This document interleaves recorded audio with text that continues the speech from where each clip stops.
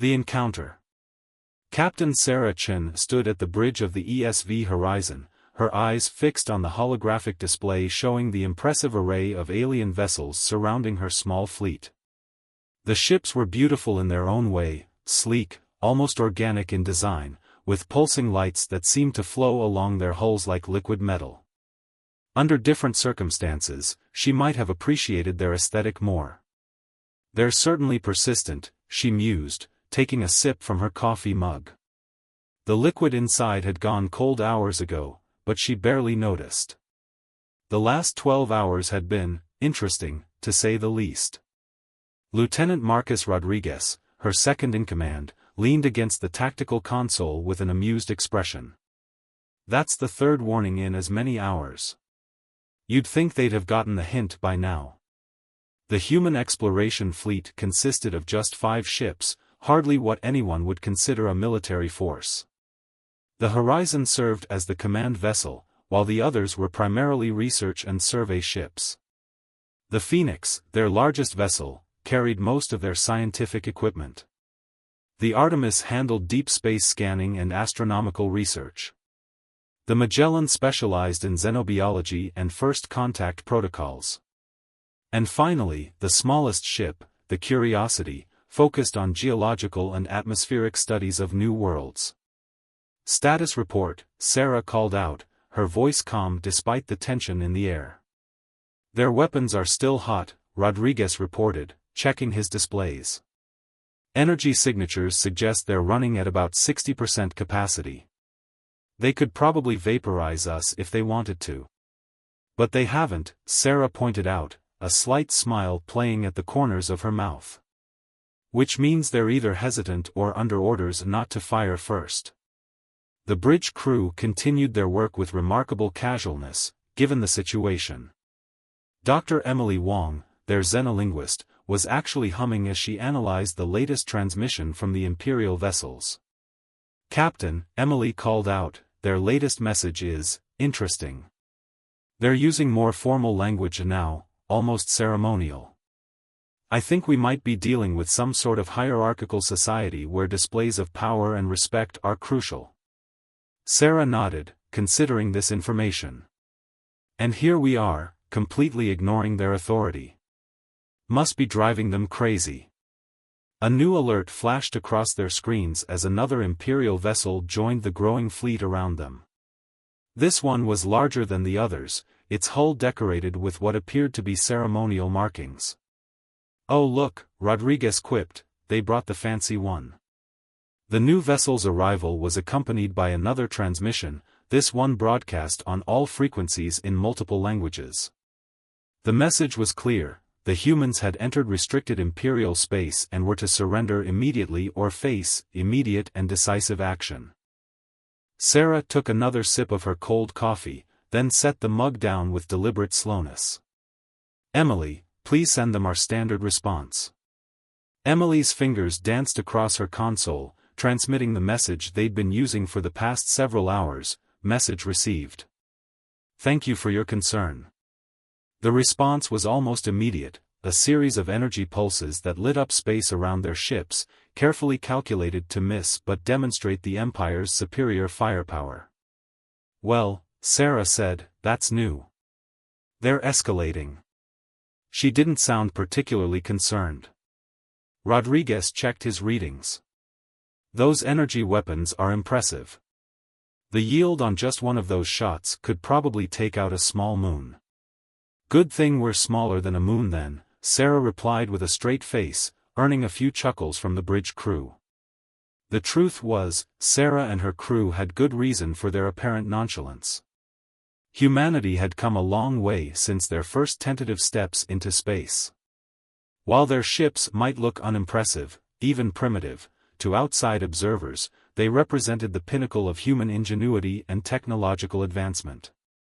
The Horizon's hull, for instance, was composed of self-repairing metamaterials that could absorb and redistribute energy attacks. The Phoenix carried quantum computing arrays that could process battle scenarios faster than any conventional system. The Artemis housed temporal sensors that could detect weapons fire before it happened. The Magellan's defensive systems operated on principles that most species wouldn't even consider possible. And the tiny Curiosity, despite its size, was practically indestructible thanks to its experimental probability drive. But none of this was visible to external scans. To the Empire's sensors, they appeared to be simple exploration vessels with minimal defensive capabilities. This was by design. Humanity had learned early on that appearing harmless had its advantages.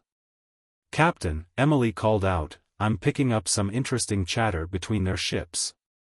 They seem confused by our behavior. There's a lot of debate about how to handle us." Sarah smiled. "I imagine we're not following their usual script." Most species they'd encountered typically reacted to shows of force in predictable ways, either with immediate submission or with aggressive resistance. The humans' casual dismissal of the Empire's threats represented a third option that apparently wasn't in their playbook. "They're scanning us again," Rodriguez reported. "More detailed this time. Still can't penetrate our sensor bafflers though. All they're seeing is what we want them to see." Sarah stood up, stretching slightly. "Well, we can't keep this dance going forever. Sooner or later, they're going to either attack or try to board us." She paused, thinking. "Emily, prepare a new message. Let's see if we can move this situation forward." Emily looked up expectantly, fingers poised over her console. "Send this, to the Imperial Fleet Command. We appreciate your attention to protocol, but we really must be going. Perhaps we could schedule a proper meeting for another time?" The bridge crew tried to suppress their grins as Emily transmitted the message. They knew their captain's seemingly flippant response was carefully calculated. Every word, every casual dismissal of the Empire's authority, was designed to create uncertainty and doubt in their opponents' minds. The Empire's response was not long in coming. 3 more massive ships suddenly dropped out of faster-than-light travel, their arrival sending ripples through local spacetime. These vessels were different, darker, more menacing in design, with weapon ports clearly visible along their hulls. "Well," Sarah said, examining the new arrivals, "I think we just got their attention." Rodriguez whistled low. "Those are warships. Real ones this time, not just patrol vessels." Sarah nodded, her expression thoughtful. "I suppose we should feel honored. They're taking us seriously enough to bring out the big guns." She turned to her communications officer. "Emily, any new messages?" "Yes, Captain.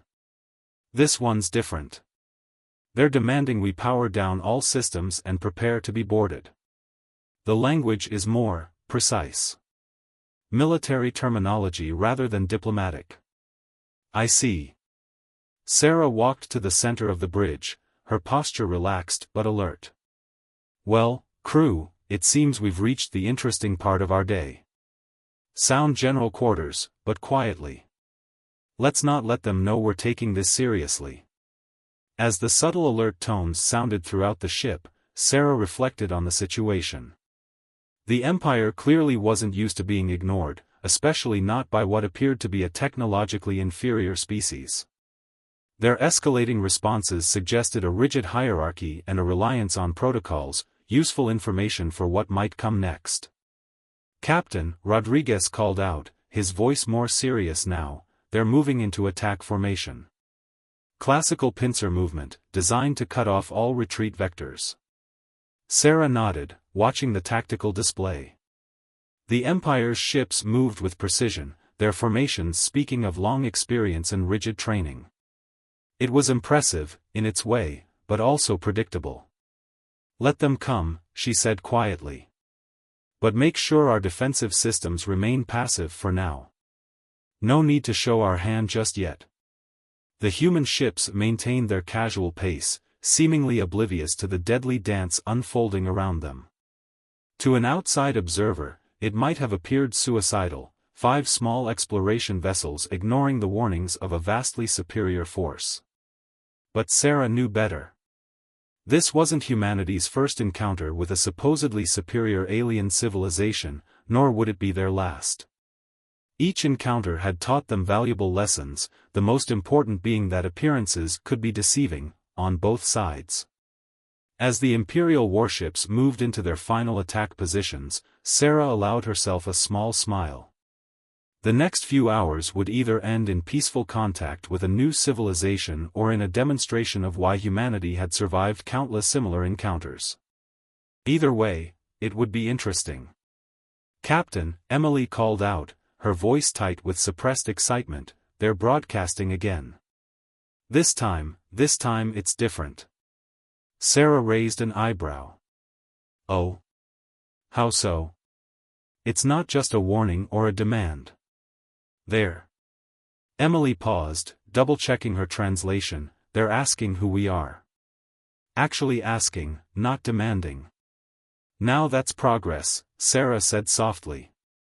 "Maybe they're finally starting to ask the right questions." The massive Imperial warships loomed over them, their weapons primed and ready. But for the first time since this encounter began, they were showing something other than just threatening displays of force. They were showing curiosity. And curiosity, Sarah knew from long experience, was always a better starting point than fear or aggression. "Emily," she said, "prepare to send them a proper response. I think it's time we introduced ourselves properly." She paused, then added with a slight smile, "But let's keep them guessing a little longer. We wouldn't want to spoil all the fun at once." As Emily began composing the message, Sarah looked out at the impressive array of Imperial ships surrounding her small fleet. Sometimes, she reflected, the best way to handle a show of force was to simply not be impressed by it. It was a lesson humanity had learned well over the centuries. Now it was time to see if the Empire could learn some new lessons of their own. Hidden strengths. Imperial High Commander Xerxes stood on the bridge of his flagship, the Eternal Dominion, his expression growing increasingly troubled as he studied the tactical displays. Something about these humans wasn't adding up, and after 3 centuries of military service, he had learned to trust his instincts. "Show me the scan results again," he ordered, his voice carrying the weight of authority that came from commanding the Empire's 7th Battle Fleet. His chief science officer, Tal, immediately brought up the holographic analysis of the human vessels. "As you can see, Commander, their ships appear to be simple exploration vessels. Minimal weapons, basic shielding, outdated propulsion systems. By all measurements, they should be no match for even one of our patrol ships. And yet," Xerxes mused, "they show no fear. No concern. Not even basic survival instinct." He moved closer to the display, his 4 eyes narrowing as he studied the details. "What are we missing?" The bridge of the Eternal Dominion was a marvel of Imperial engineering, a perfect blend of technology and ceremonial design. Golden archways framed each station, while real-time tactical data flowed through crystalline displays. It was designed to inspire awe in allies and fear in enemies. The humans, however, seemed impressed by neither. "Commander," his tactical officer called out, "we're detecting unusual energy fluctuations from their vessels. They're subtle, almost at the edge of our detection capabilities." Xerxes turned sharply. "Explain." "It's as if..." The tactical officer paused, checking his readings again, "as if their ships are somehow absorbing our scan emissions. But that's impossible with their level of technology." A memory stirred in Xerxes' mind, something from his early days at the Imperial Academy. There had been a lecture about deception in warfare, about how the most dangerous predators were often those that appeared harmless. "Tal," he called to his science officer, "run a different type of analysis. Instead of looking at what our scans show, look at what they don't show. Look for gaps in the data." Tal's fingers danced across his console, adjusting the parameters of their scanning arrays. After a few moments, his expression changed. "Commander, this is strange. There are consistent blind spots in our scans, areas where we should be getting readings but aren't. It's as if they're hiding something," Xerxes finished. He turned to his communications officer. Send a message to all ships. Maximum alert status, but no aggressive moves. Yet. The human's latest message played in his mind. Perhaps we could schedule a proper meeting for another time? The casual dismissal of imperial authority was unprecedented, but what troubled Xerxes more was the subtle implication. These humans weren't acting like a species that had accidentally stumbled into imperial space. They were acting like one that had chosen to be here. Commander, Tal called out, excitement in his voice, I've found something. When we adjust our sensors to detect temporal distortions, the holographic display shifted, showing a complex web of energy patterns around the human ships. Where before they had appeared simple and primitive, now there were hints of something far more sophisticated. By the Emperor's crown, Xerxes breathed. The energy patterns were unlike anything in imperial records, suggesting technology that operated on principles they barely understood. His tactical officer spoke up, voice tense. Sir, if these readings are correct, their ships might be capable of far more than we initially assumed, Xerxes finished grimly. He straightened, making a decision. Send a message to Imperial Command. Priority 1. Tell them we may have encountered a Level 7 civilization masquerading as a Level 3. The bridge crew stiffened. A Level 7 designation was reserved for species with technology so advanced it appeared to break the laws of physics themselves. The Empire had encountered only 2 such civilizations in its entire history. Both encounters had ended in diplomatic relations rather than conflict, for very good reasons. Sir, his communications officer reported, the humans are transmitting again. Put it through. The voice that came through was calm, almost friendly. Imperial Fleet Command, we notice you've adjusted your scanning protocols. Interesting choice. Since you're finally asking the right questions, perhaps we should talk properly? We have some excellent coffee we'd be happy to share. Xerxes found himself fighting back a smile despite the tension. These humans were either incredibly confident or completely insane. Possibly both. Prepare my private command room, he ordered.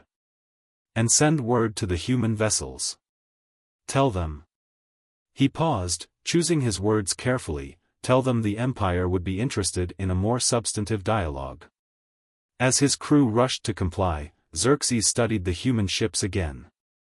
Their apparent simplicity now seemed like a carefully crafted illusion, hiding capabilities he could only guess at. The Empire had spent centuries building its power through impressive displays of force and technology. These humans, it seemed, had taken the opposite approach. Commander, Tal called out softly, there's something else you should see. We've been analyzing their communication patterns, and, well, they've been talking to each other this entire time. Not just official communications, but casual conversations, jokes, even what appears to be recipe sharing. Xerxes raised an eyebrow. Recipe sharing? In the middle of a potential combat situation? Yes, sir. And based on the timestamp data, they've been doing this since before we arrived. They never stopped their normal activities, even when surrounded by our fleet. The implications were both fascinating and disturbing. Either these humans were so advanced that they considered the Empire's most powerful warships to be no threat at all, or their technology was so far beyond Imperial understanding that they operated on an entirely different level of warfare. Sir, his tactical officer interrupted, the human ships are moving. Xerxes turned to the main display. The 5 vessels had begun a series of maneuvers that seemed casual at first glance but revealed incredible precision when analyzed closely. They were maintaining perfect relative positions while expending minimal energy, a feat that should have been impossible with their apparent level of technology. They're showing us what they can do, Xerxes realized aloud. Not everything, but enough to make a point. The human ships continued their dance, each movement revealing more hints of their true capabilities. Energy readings fluctuated in patterns that defied Imperial physics models. Their formations shifted with perfect coordination, suggesting neural link technologies far beyond anything the Empire possessed. "Commander," Tal said quietly, "I've completed a deeper analysis of their hull compositions. The results, well, you should see for yourself. The data that appeared on Xerxes' first contact. The diplomatic chamber aboard the ESV Horizon was perhaps not what Commander Xerxes had expected. Instead of the formal, austere setting typical of imperial diplomatic venues, the humans had arranged something far more casual. Comfortable chairs surrounded a polished wooden table, actual wood, not synthesized materials, and the lighting was warm and inviting rather than stark and official. Captain Sarah Chen stood as the imperial delegation entered, a genuine smile on her face. "Commander Xerxes, welcome aboard the Horizon. I'm Captain Sarah Chen." She gestured to the steaming cups on the table. "I hope you don't mind, but we took the liberty of preparing some coffee." Xerxes, accompanied by Tal and his chief diplomatic officer, Versal, took in the scene with carefully concealed surprise. The humans' casual diplomacy continued to challenge imperial protocols at every turn. "Captain Chen," Xerxes responded formally, his translator converting his words into perfect English, "we are honored by your invitation." His eyes were drawn to the dark liquid in the cups, its aroma unlike anything in his considerable experience. Sarah gestured to the chairs. "Please, make yourselves comfortable. I believe we have a lot to discuss." She was accompanied by Dr. Emily Wong and Chief Engineer James Martinez, completing the mirror of the Imperial delegation's numbers. As they settled into their seats, Xerxes noticed something that his scans hadn't revealed: subtle technological innovations integrated so seamlessly into the ship's design that they were nearly invisible. The room's apparent simplicity, he realized, was as carefully crafted as everything else about these humans. "First," Sarah said, lifting her coffee cup, "should mention that our xenobiologists have confirmed this blend is safe for your species. We would never want to begin diplomatic relations with an accidental poisoning." Tal, who had been scanning the beverage with a handheld device, looked up in surprise. "You analyzed our biology that thoroughly?" "When?" "Oh, about 6 months ago," Sarah replied casually, taking a sip of her coffee. "We've been studying the Empire for quite some time. Your borders are impressive, but perhaps not as impenetrable as you might think." The implications of this statement caused Versal to stiffen slightly. "You've been within Imperial space before?" "Let's just say we believe in thorough research before making first contact," Sarah answered diplomatically. "Which brings us to why we're here now." Xerxes, who had been quietly analyzing everything about the room and its occupants, spoke up. "You chose to reveal yourselves. This wasn't an accident." Sarah's smile widened slightly. "Very good, Commander. We've been watching how the Empire interacts with other species, studying your protocols and policies. We decided it was time for a proper introduction. By deliberately violating our space and ignoring our warnings?" Versal asked, a note of disapproval in his voice. Dr. Wong leaned forward, her expression earnest. "Actually, we chose that approach specifically because of our research into imperial cultural patterns. Your society places great emphasis on displays of power and appropriate responses to them. We needed to demonstrate that traditional power dynamics might not apply in our case." Tal, who had finally worked up the courage to try his coffee, took a careful sip. His eyes widened in surprise at the taste, but he maintained his professional composure. "Your technology, it's far beyond what our scans initially showed." "As is yours," Chief Engineer Martinez said, speaking for the first time. "Those temporal physics cores in your primary drives? Brilliant work. We've been admiring them since we first started studying your ships." This casual revelation of their technical knowledge caused another ripple of surprise among the Imperial delegation. The temporal physics cores were supposed to be the Empire's most closely guarded secret. Sarah set her cup down, her expression becoming more serious. "Commander Xerxes, we're here because humanity believes it's time for our civilizations to know each other. The galaxy is changing. New threats are emerging. Old alliances are shifting. We think the Empire and humanity might have more in common than either of us initially assumed." Xerxes studied her carefully. "You speak of threats. What do you know?" "Enough to be concerned," Sarah replied. "The temporal disturbances in the Carina sector. The quantum anomalies appearing along the rim. The strange signals from the galactic core that your scientists have been trying to decode." She paused, letting her words sink in. "We've been monitoring these developments too." The Imperial delegation exchanged glances. These were all classified matters of the highest security level. "Perhaps," Xerxes said slowly, "we should discuss how your 5 small ships managed to so thoroughly penetrate Imperial security." Sarah laughed softly. "Commander, what makes you think we only have 5 ships?" The implications of this question hung in the air for a moment before she continued, "The vessels you see are just our diplomatic contingent. Humanity has been exploring this galaxy for longer than you might imagine. We simply prefer to do so, quietly." Martinez tapped something on his datapad, and a holographic display appeared above the table. It showed a map of the galaxy, but unlike any the Imperial officers had seen before. New layers of information appeared, showing energy patterns, quantum connections, and temporal flows that their own sensors had never detected. "This is how we see the galaxy," Sarah explained. "And these, new points of light appeared, scattered throughout the map, are the anomalies we're concerned about. They're growing in number and intensity."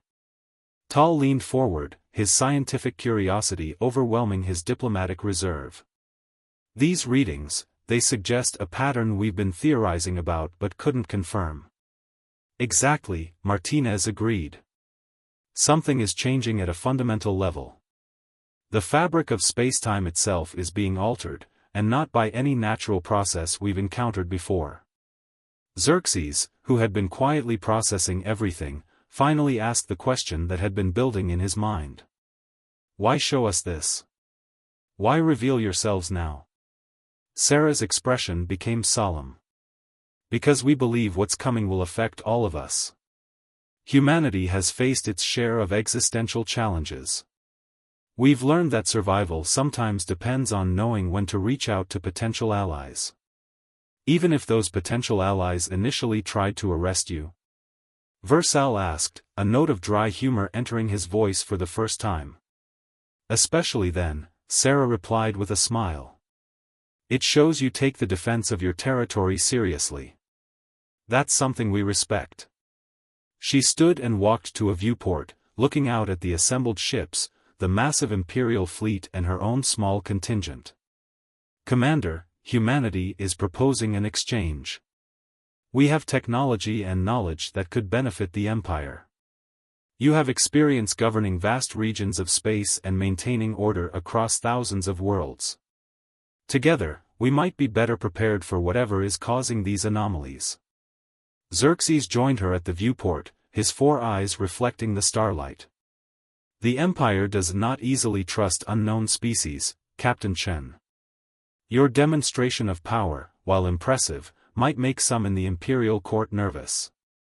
"Good," Sarah said simply. "A healthy degree of caution is appropriate when meeting new civilizations. We don't expect immediate trust. We do, however, hope for open minds and willing dialogue." The commander turned to study her profile. "You planned all of this very carefully, didn't you?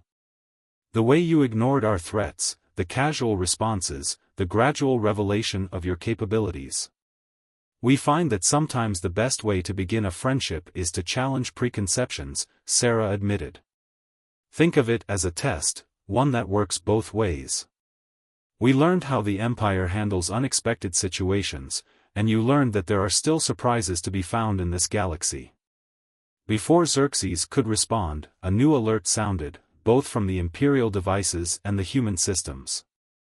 Martinez quickly pulled up a new holographic display, showing a massive energy surge in a nearby sector. Speaking of surprises, Sarah said grimly, it seems our discussion about threats might be more timely than we planned. That signature matches some of the anomalies we've been tracking. The Imperial officers stared at the readings, which showed something massive emerging from what appeared to be a tear in spacetime itself. Captain, Xerxes said formally, I believe our diplomatic discussions may need to be accelerated. Sarah nodded, already moving toward the door. Agreed, Commander. Perhaps you'd like to see how humanity handles unexpected situations? I believe we might have an opportunity for a practical demonstration of why our people should work together.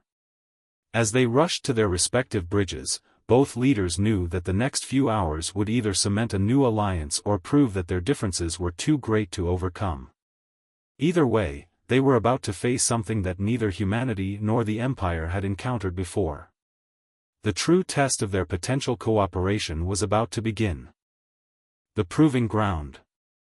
The space-time rupture bloomed like a dark flower against the backdrop of stars, its edges rippling with colors that shouldn't exist in normal space. Both the Imperial fleet and the human ships had moved to defensive positions, though their interpretations of defensive proved markedly different. Captain Sarah Chen stood on the Horizon's bridge, watching as the tactical display showed multiple objects emerging from the anomaly. Analysis? Reading at least 12 distinct entities, Rodriguez reported, his fingers dancing across his console. Size comparable to Imperial capital ships, but the composition. He paused, frowning. It's like they're not entirely there. On the Imperial flagship, Commander Xerxes was receiving similar reports. Tal, explain these readings, he demanded, staring at the incomprehensible data streaming across his screens. Sir, the vessels, if we can call them that, appear to exist partially out of phase with normal spacetime, Tal replied, his voice tight with scientific excitement despite the tension. They're simultaneously here and somewhere else. The communication channels between the human and Imperial ships remained open, creating an unprecedented level of coordination between the two forces. Sarah's voice came through clearly on the Imperial bridge, Commander, are you seeing what we're seeing? These entities match patterns we've detected in other sectors, but never at this scale. Confirmed, Captain, Xerxes responded. Our weapon systems are having difficulty establishing targeting locks. It's as if. He was cut off as the first attack came, faster than either fleet had anticipated. One of the Phantom ships released a burst of energy that seemed to fold space itself, causing two Imperial patrol vessels to simply vanish, leaving behind only a brief distortion in the fabric of reality. Defensive Formation Delta. Xerxes barked, his training taking over. The Imperial ships moved with practiced precision, creating overlapping fields of fire. Sarah's response was different. All ships, initiate Protocol Omega, she commanded calmly. The 5 human vessels suddenly shifted, their seemingly primitive hulls flowing like liquid metal as hidden systems came online. The Horizon's bridge transformed, holographic displays expanding to show layers of reality invisible to normal sensors. The Phoenix's quantum arrays spun up to full power, while the Artemis deployed temporal sensors that could track the Phantom ships through their dimensional shifts. The Magellan began emitting a field that somehow stabilized local spacetime, and the tiny Curiosity. By the Emperor's crown, Tal breathed, watching his readings of the smallest human ship. They've turned it into a quantum anchor point. They're using it to hold reality together. The Phantom ship struck again, their attacks bending physics in ways that made traditional defenses useless. 3 more Imperial vessels disappeared before Xerxes could adapt his tactics. But this time, something was different.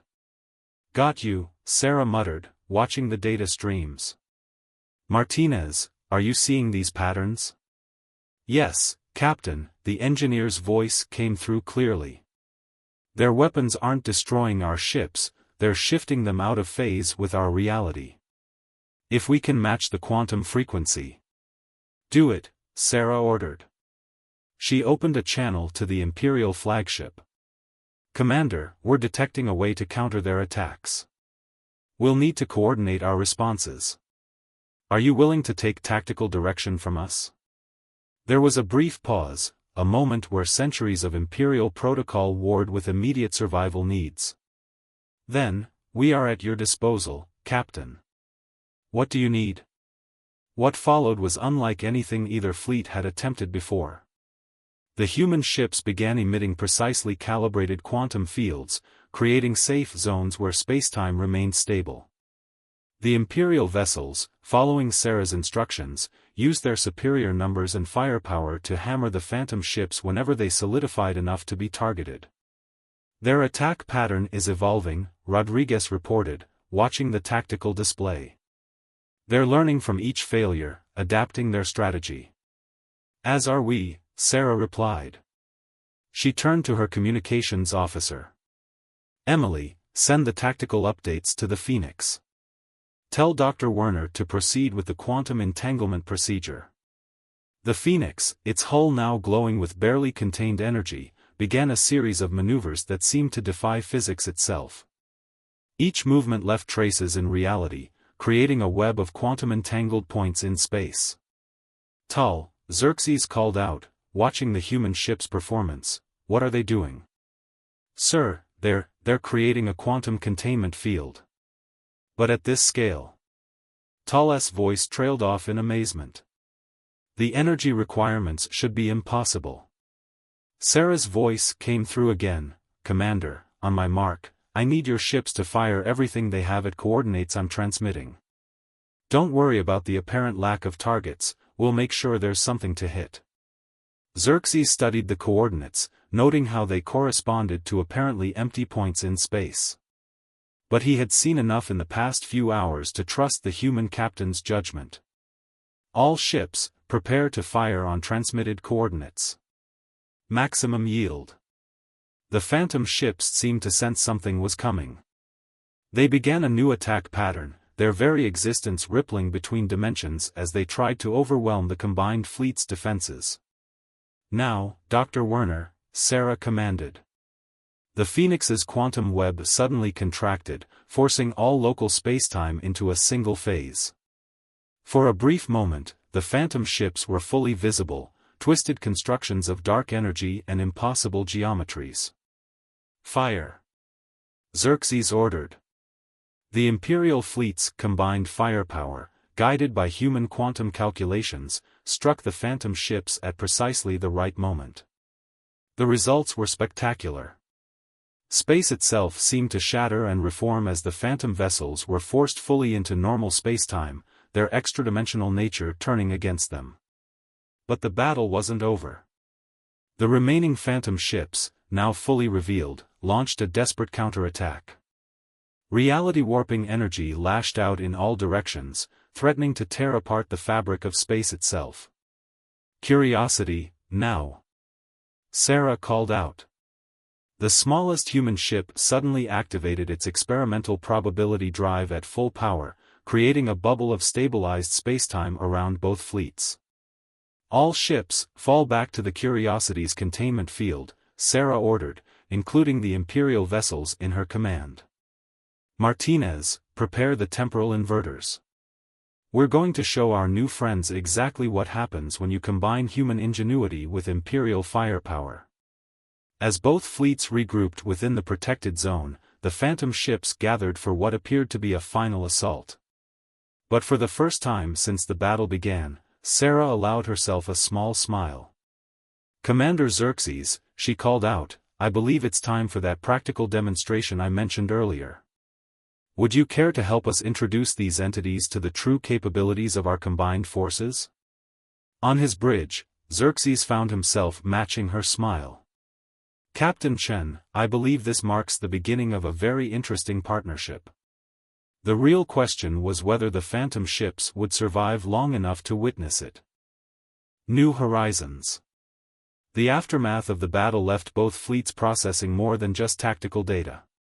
Inside the quantum-stabilized bubble maintained by the Curiosity, Imperial and human crews worked side by side, analyzing the remnants of the phantom ships and the spatial anomaly that had spawned them. Remarkable, Tal muttered, studying the readings from a fragment of the destroyed vessels. Their technology wasn't just advanced, it operated on principles that shouldn't be possible in our universe. Dr. Emily Wong nodded, working alongside him in the Horizon's main laboratory. That's because they weren't from our universe, at least not entirely. The quantum signatures suggest origins in multiple realities. The laboratory itself had transformed since the Imperial scientists had come aboard.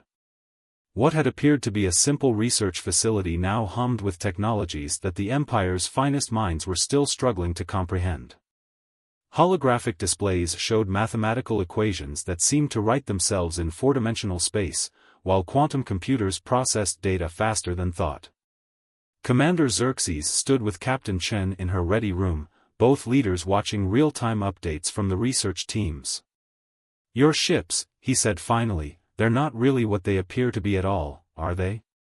Sarah smiled, pouring them both fresh cups of coffee, a beverage that had become surprisingly popular among the Imperial crew. "In a way, they're exactly what they appear to be, exploration vessels. We just have a broader definition of exploration than most species. The metamaterial hulls, the quantum arrays, the temporal sensors." Xerxes shook his head in wonder. "All hidden beneath an exterior that looked primitive to our scans. Humanity learned long ago that true power doesn't always need to be displayed openly," Sarah replied. "We found that many species we encountered were more comfortable dealing with us when they didn't feel technologically threatened. It led to better diplomatic relations." "Until today," Xerxes noted dryly. "Until today," Sarah agreed. "But these phantom ships changed the equation. What we faced here suggests that greater threats are emerging, threats that might require a new approach to galactic relations."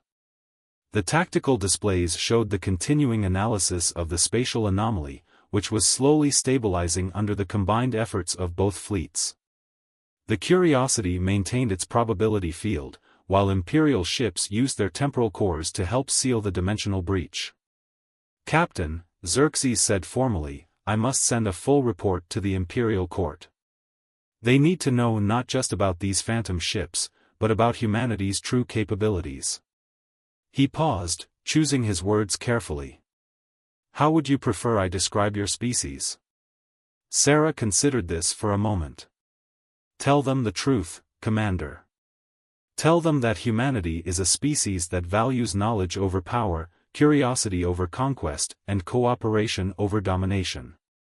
But also tell them that when faced with threats to the galaxy's stability, we are willing to step out of the shadows and stand with those who share our concerns." A new alert caught their attention. The research teams had completed their initial analysis of the phantom ship fragments. The results were troubling. "These vessels," Tal's voice came through the comm system, "they were probes. Automated systems sent to test our universe's defenses." "Test them for what?" Xerxes asked, though he suspected he knew the answer. "For invasion," Dr. Wong replied. "The quantum signatures suggest they were gathering data about our reality's physical laws, our defensive capabilities, our technological level. They were assessment tools for something larger." Sarah and Xerxes shared a look that transcended their different species and cultures, the look of leaders who recognized an existential threat. "The Imperial Court will need to be convinced," Xerxes said. "They've ruled the galaxy for so long, they may not easily accept the need for alliance with a species that has hidden its true nature." "Then perhaps it's time for humanity to be more open," Sarah suggested. "Not just with the Empire, but with all spacefaring civilizations. The phantom ships proved that isolation is no longer an option, for any of us." She walked to the viewport, watching as human and Imperial crews worked together, sharing knowledge and techniques that would have been classified secrets just hours before. "Look at them," she said softly. "Your scientists aren't afraid of our technology anymore.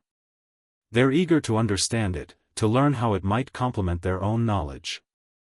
And our crews are learning things from your people that we never considered. Your temporal cores alone represent approaches to physics that we find fascinating. Xerxes joined her at the viewport. You're proposing more than just an alliance against these phantom ships, aren't you? I'm proposing a new future, Sarah confirmed. One where humanity steps fully onto the galactic stage, where the Empire shares rather than simply rules, where different species face common threats together rather than maintaining their separate domains. A message from Imperial Command flashed on Xerxes' personal device. He read it quickly, his expression unreadable. The court wants me to escort your fleet to the Imperial capital, he announced. Not as prisoners, but as honored guests. It seems our battle has attracted considerable attention. Sarah smiled.